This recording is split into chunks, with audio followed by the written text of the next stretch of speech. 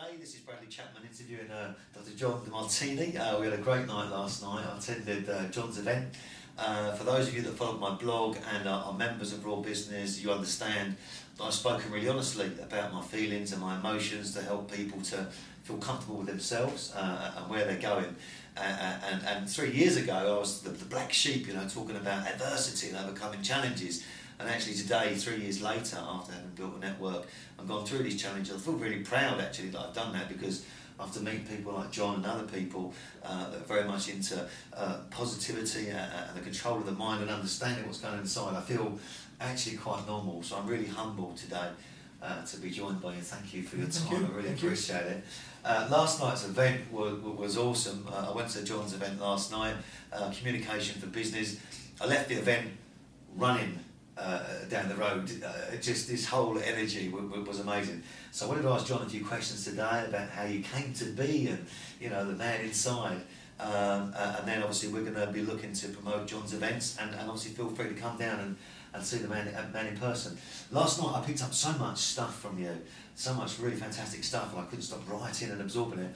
The determinants, which I want to come on to in a minute, had made me realise that once you've accepted certain things about yourself, you're ready to embrace what I would call a future. And your determinants laid those out very clearly for me. My first question is, why? Why Dr. John Demartini is who he is, and why have you come to this point in time and having gone through what you've achieved? Why? Is there a driving factor at some point in your life that's made you want to come to this point? Yeah,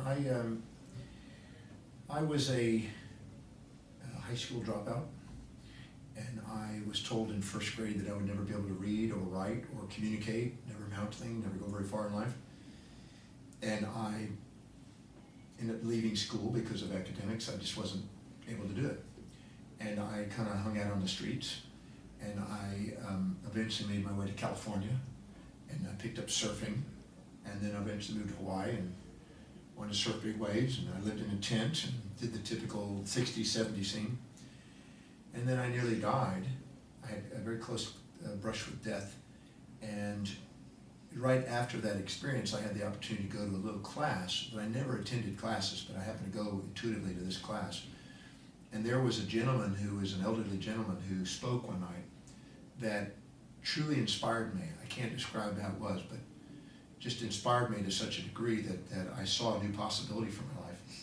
And I saw a vision of what I would love to do, knowing that if I could pull that off, that would be, that'd be like amazing for me. And I saw that I would want to do what I was told I'd never be able to do, which would be intelligent and smart and make a difference in the world. So I saw a vision of me traveling the world, researching everything I could and learning everything I could and sharing it with people to help people live more magnificent lives, like this gentleman did for me that night. So that's when I started at age 17. And this is now 38 and a half years later, I'm still doing it. So I have been on a mission since that night to do what I do. And what I wanted to do is to travel the world, step foot in every country on the face of the earth, research human behavior, learn everything I can about human behavior and how to maximize human awareness and potential, and help people live more magnificent and inspired lives. So that has taken me to every field possible, and to be teaching. I've been teaching now. This is my 39th year of teaching. And I just love it. And I just keep growing in the sense of the outreach and the people I get to work with. I have such a diverse group of people. I mean, I may work with politicians one minute and business people another, educational services, municipalities, sports teams. I get the entire gamut, because what I'm inspired by is watching people perform at their greatest and be their greatest and do something extraordinary with their life.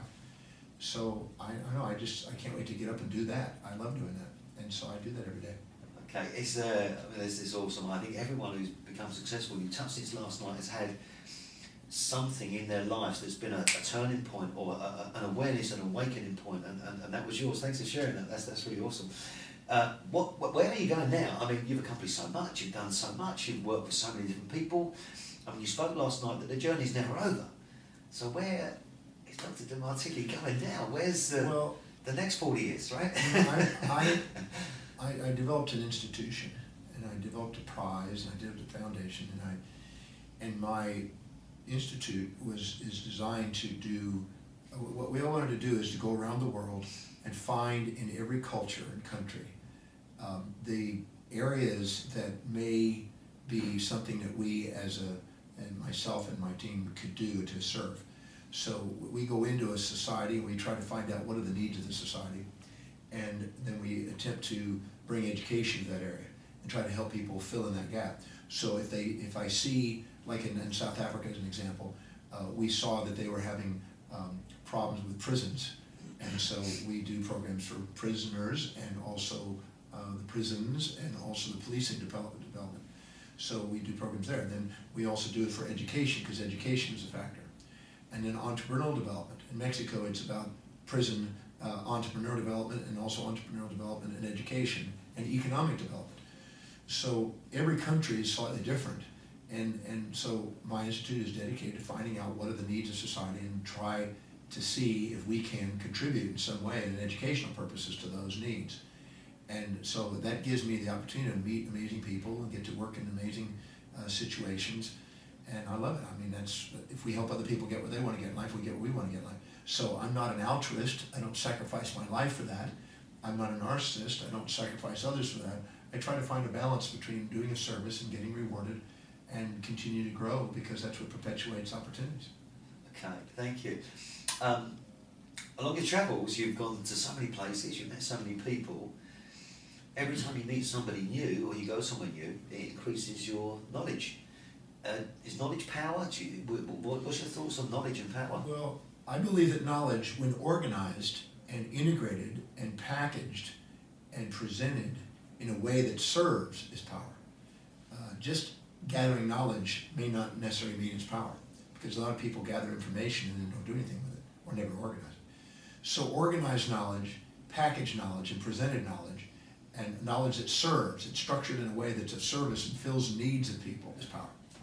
Okay, do you think I think there's different people absorb knowledge in different ways. Do you think people absorb knowledge but never do anything with it because they're not aware of the knowledge they've got? Does that kind of thing exist? Well, some people, because of their hierarchy of values, their set of priorities in life, love learning, but they may not love being an entrepreneur, may not love building a business, or may not love making money, or they may not love those things. They may not be highest on their values. They just love learning. I know a lady in Dallas, Texas that attended many of my programs, and I noticed that she'd been to like 10 programs, and she didn't seem to be doing anything with it, but she bought all the tapes and she did all this, and I finally confronted her and I said, you're not being of value to me coming to my programs and doing nothing. I'd rather you not be here if you're not going to accomplish something with it. And she woke me up and made me realize that she didn't want to do anything with it. She just loved learning. That was her value. And I said, okay, then you love learning it, but if you don't apply it, you'll forget it. And you'll be learning it over and over again. She said, well, that's true. And so I talked with her, and I identified what the priorities were, and identified ways in which she could actually learn more effectively. And once I showed her that by applying the knowledge, she'll learn it better, she started applying it because she wanted to learn. And she could see how then applying it and learning. So she ended up doing some counseling and social work with people so she could apply it, not on a big scale, but on a moderate scale, to people that became clients. And she told me, she said, I can't believe that I didn't get this earlier, because once I saw that I was actually going to learn more by doing the application, I got inspired to apply it. So I think that applied knowledge may not be the highest value in some people's minds, but if they saw how they would learn more by doing it, they would then get into action on it. But if you don't use it, you lose it. You have to apply it. And the best way to apply it is in a way that fulfills somebody's life and serves somebody, because that's meaningful to you and it serves other people. And Adam is a great story. You spoke last night as well about the story of the guy that had very little money in his education system, and he didn't have the pad, so he'd go through the bins to take an eye on the paper, and then he'd become very successful. And you'd spoken to this guy, if I remember, and he'd forgotten his values. And I didn't know last night whether or not this guy actually went back to realise those values that he first had, or well, the gentleman was around 63 years old, yeah, and he was considering retiring. And the 4 principals underneath him in the company were either wanting him out because he was letting the company go down, or get him fired up. So that's when they called McKinsey Corporation, which then called this lady from Boston, and then Custom Consulting Group. Then they contacted me, and I got to meet with this guy. When I met with him, I listened to his story, his kind of a facade story about why the market share had dropped. And after I listened to that, I confronted the bull. And I said, so now what's the real reason? Let's get to the truth. Now that you've got that facade out of the way, let's get to the real truth. And we found out that when he was a child, he was impoverished. And he didn't have enough money to even have paper, a pad of paper to go to school in. And he was so embarrassed by it that he literally went into the garbage cans and picked out paper that had not been written on and cut it into squares and made pads for himself. And ironed it, literally he said he put a lamp that was heavy on top of his paper at night so in the morning it would look be flat. And so he forgot why he got and why he wanted to go and create pads of paper in the paper industry. So as he got 63, that had been so long, he faded and he got successful and he just kind of forgot his reason. So I recaptured that reason and reminded him that reason, brought it back out to the surface, and he got all teary-eyed. And then I asked him, I said, are you gonna let the kids down? And when he got that, and he got all teary-eyed, he realized, no. He had sidetracked himself with the fantasy of getting retired. He had sidetracked himself with success and all these other illusions that people have. And I always say there's nothing wrong with success and retirement as long as it doesn't get in the way with your mission.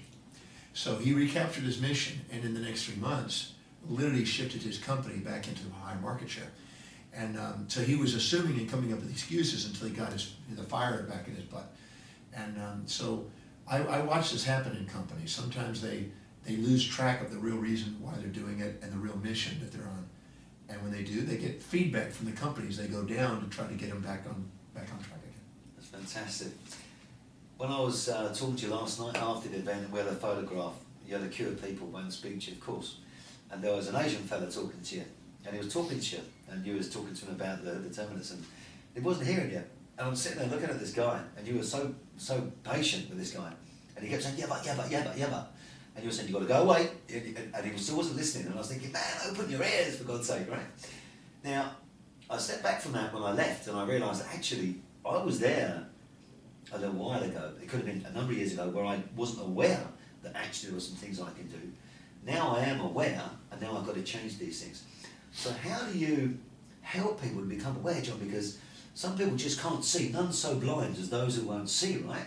So talking to your course has opened my mind up, but if I was one stage back, maybe the Asian fella, he's still filled with doubt.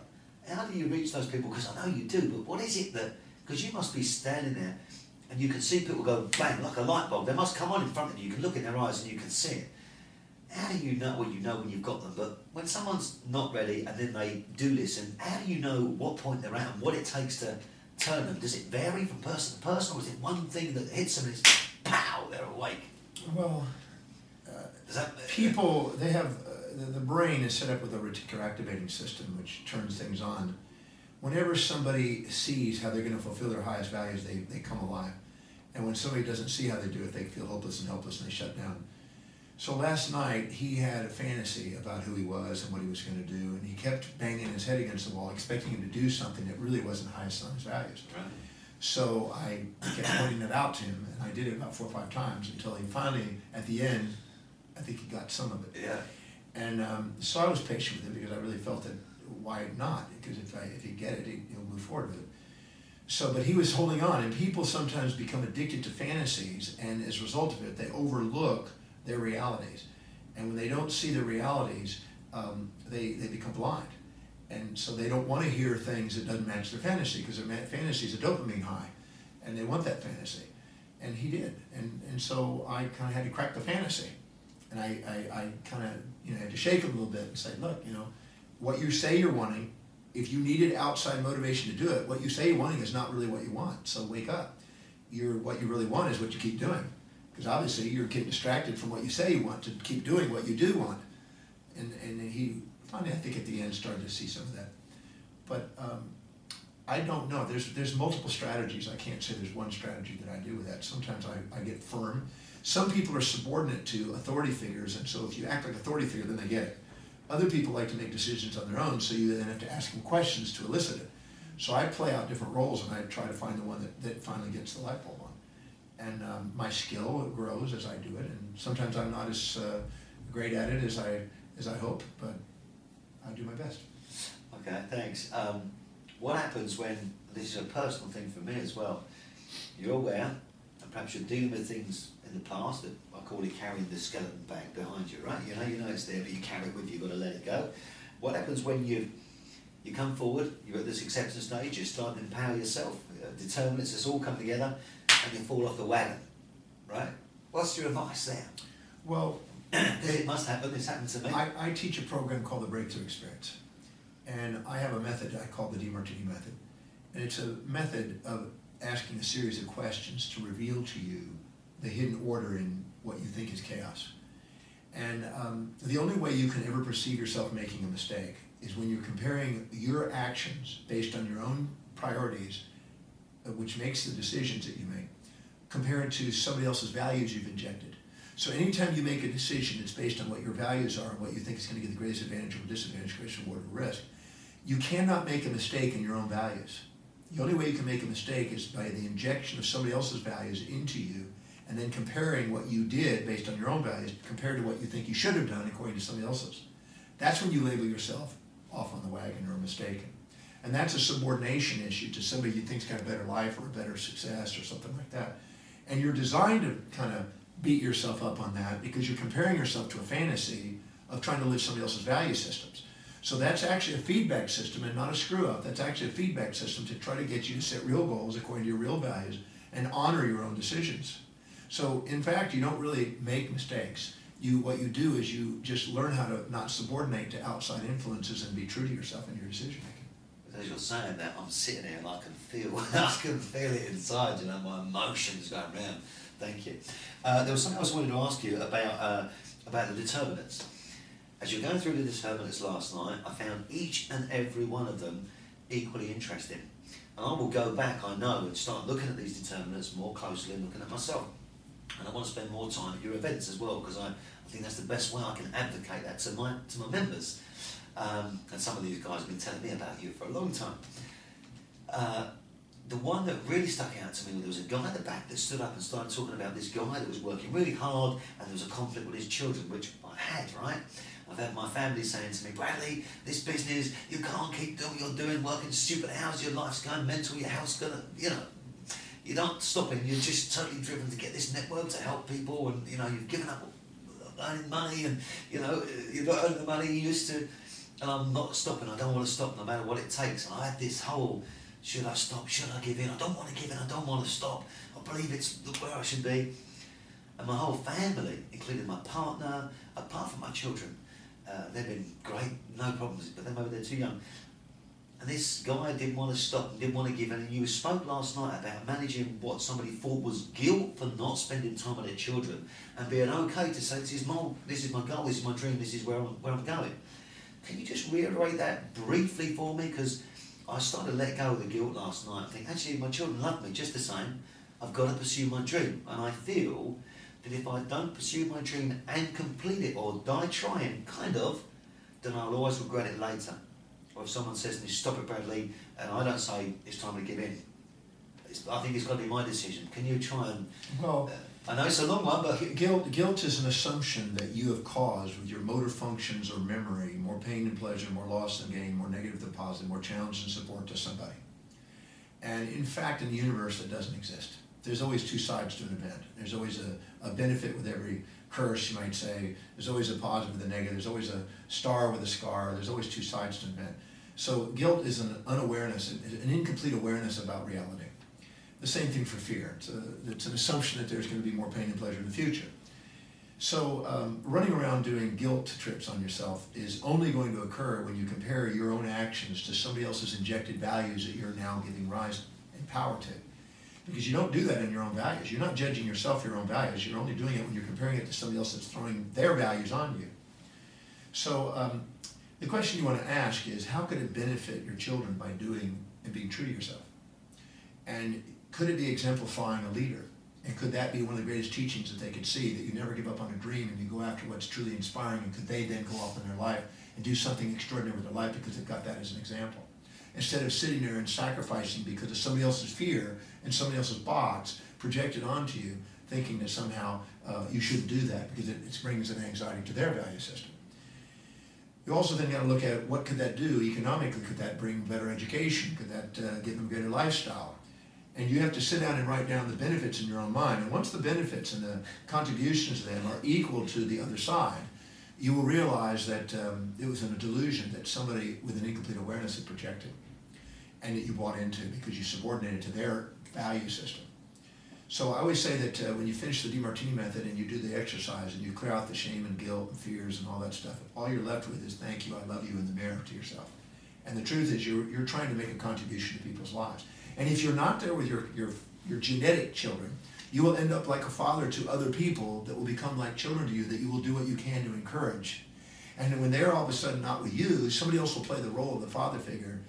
And when you look carefully at who that plays that role, you'll see that that's actually a contribution to their life in another way. So we live in a lot of boxes, and a lot of people are stuck in those boxes, and they don't give themselves permission to do something extraordinary with their life because they get caught in the boxes. So the question is do you love your children? The answer is yes.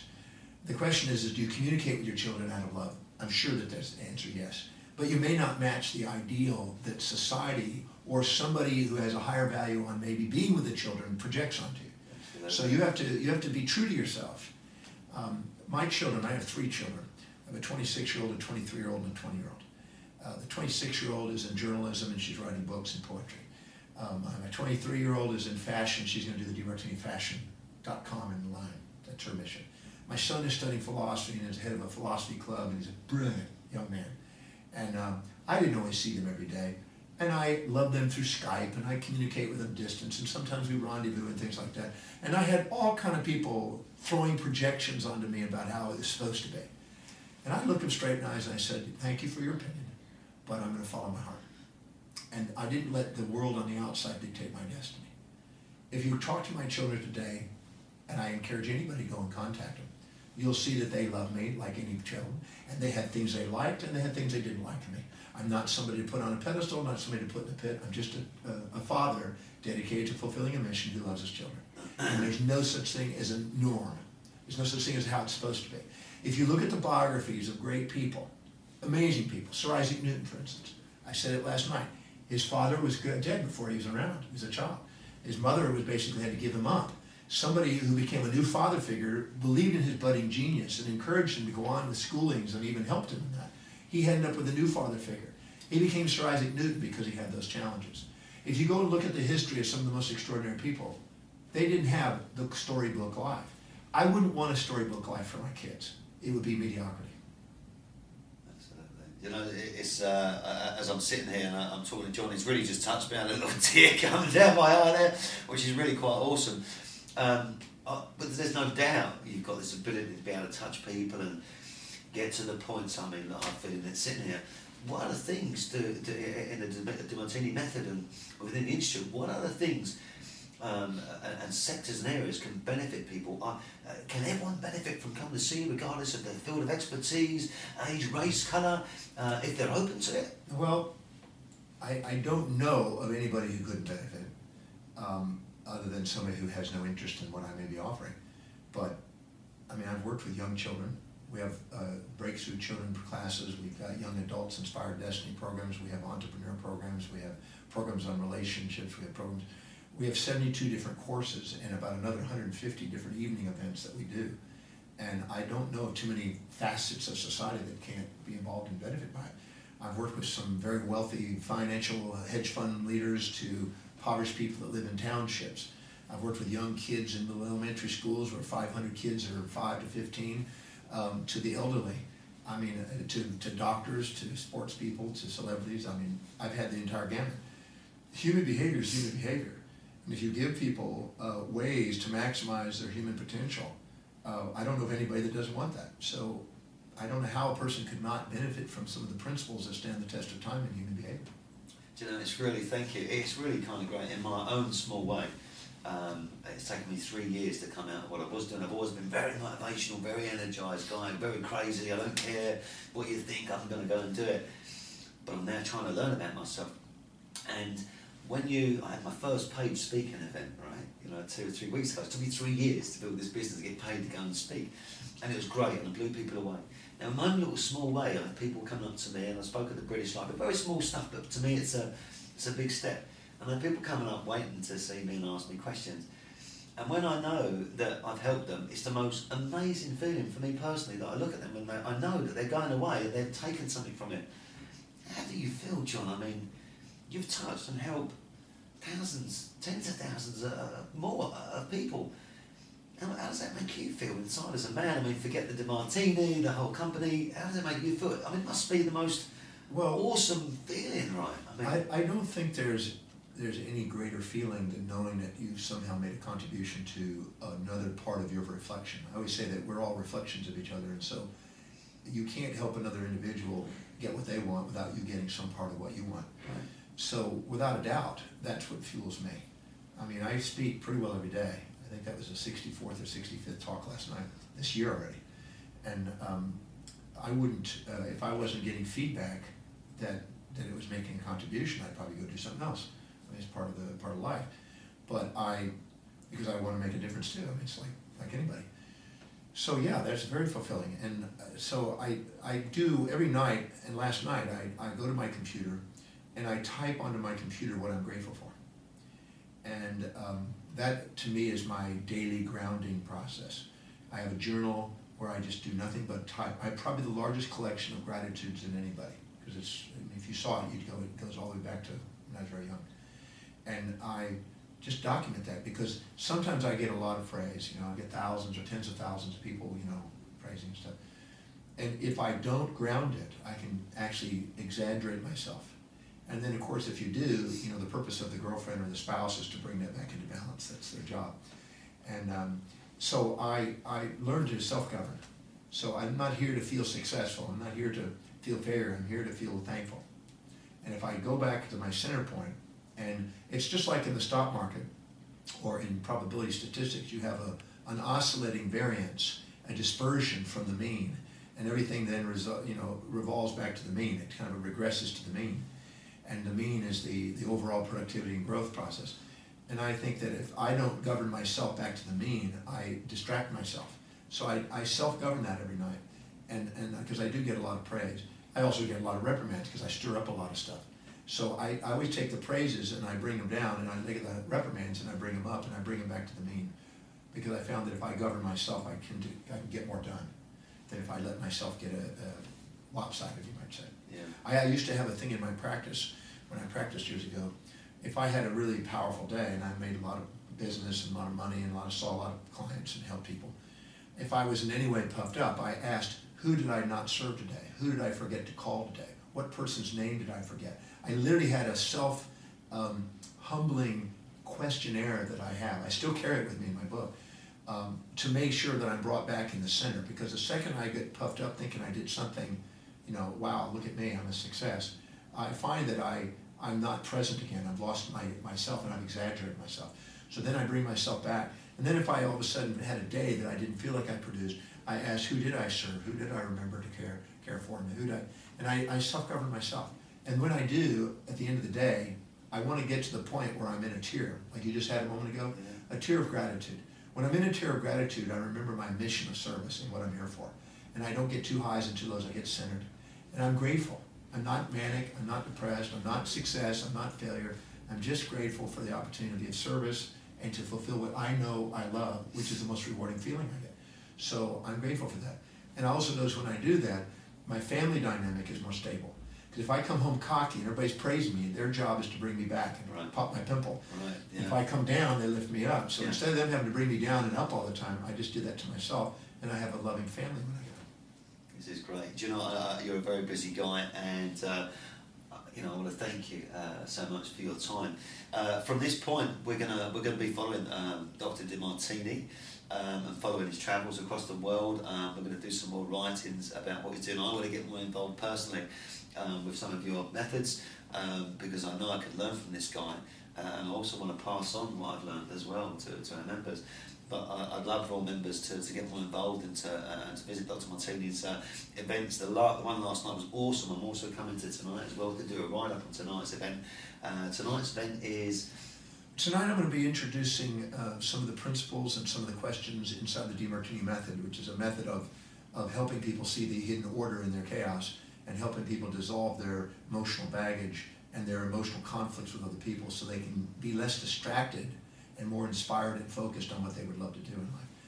But I'm also going to be dealing with it and how the body creates signs and symptoms to offer us feedback mechanisms so we can maximize our potential. So we'll be talking about the mind-body connection, how the Demartini Method is involved in that, and how symptoms and diseases are actually guiding mechanisms to help us maximize who we are. And so it'll be a very inspiring and very unique evening event tonight on physiology, psychology, and neurology, and a whole bunch of brain functions and cell physiology. I mean, it's going to be an eye-opening experience, I'm sure. Fantastic. Well, I'm looking forward to tonight's event, most definitely. That's all we've got time for today with Dr. Demartini. It has really been a great pleasure to meet you, and thank you so much for your time. Thank you. I'd like to just say to you that I believe once you start accepting who you are and you start letting go of, not teaching it something as you know this course, but for me personally, I'm letting go and I'm letting things come to me, and it's just strange how a few things and it's not strange, it's fantastic. There's starting to come to me, good people are gravitating towards me, and I was getting bad people coming towards me and challenging people because I was sending the wrong message. I'm now sending the right message, and some great people are coming in my life, and I'm thankful for that. Well, you know, when you're congruent with your intentions and your highest values, and you're authentic, then you start attracting the people, places, things, ideas, and events that are synchronous to the objective that's most inspiring to your heart. And it's amazing. It's like you build momentum instead of inertia, and you start unfolding the snowball effect in your life, and a lot of opportunities come. Yeah, so you've obviously been in tune and on target with what you're destined to do. Nearly there. Nearly there. And I can say this from what I see in our conversation last night, that I would encourage you to be the speaker that you really are, because you have a natural ability to speak out, and I believe if you pursue that, I believe that the world will reward you very, very kindly for that, because the sincerity of your ability to speak is, I feel, your destiny. Thank you. You got me crying again. John, thank you very much indeed, sir. It's been fantastic, and I wish you every continued success for your journey, and I'm going to be really intrigued and compelled to want to watch what you've got to say and to listen to your teachings. Thank you. Thank you. Very much indeed. I'm going to press pause now and wipe the tears out my eyes.